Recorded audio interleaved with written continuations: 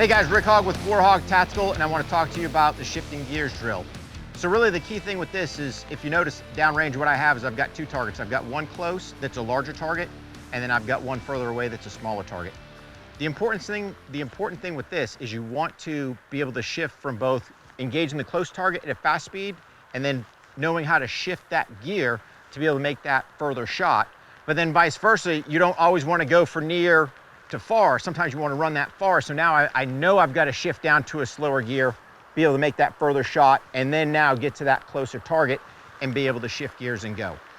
Part with this is there's also a target indexing going on.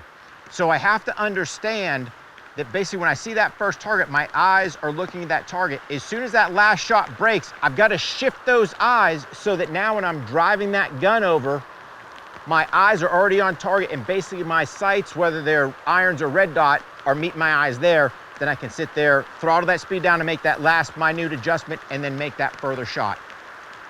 So it's kind of combining a bunch of drills into one.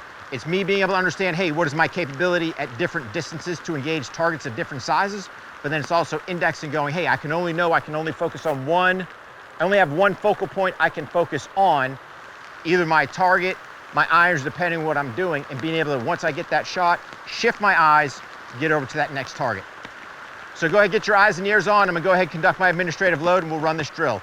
So again, I draw my pistol out, gives me a chance to check my sights, which are good, lock my slide to the rear, secure my mag goes in, slide forward, conduct my War HOGG check, and I'm good to go. I'm gonna go ahead and secure my magazine out, make sure my #1 slot is filled.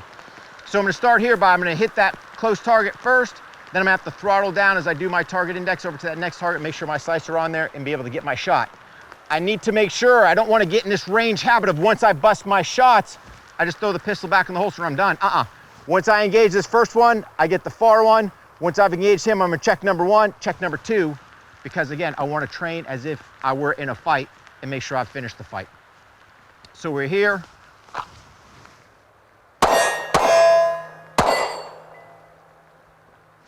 And then you notice, get that one shot on the far one, be able to shift gears. Took a little longer, that's fine because I've got a smaller target to deal with.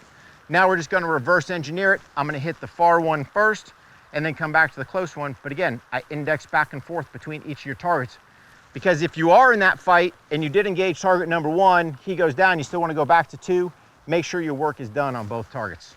So we'll hit the far one and then come close. Stand by.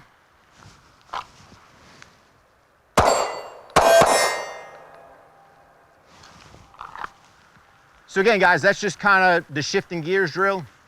You can use steel, you can use paper, you can use different distances. If your range restricts and you don't have the ability to kind of get that wide gap, you can have targets kind of, on an IPSC target, one high, one low, numerous different ways you can do it. But the point being is, what I want to do is be able to go, hey, I can shoot something fast here, but understand what's my ability to kind of shift that gear for that further shot. Try this, add it to your training. Let me know how it works out. You guys take care.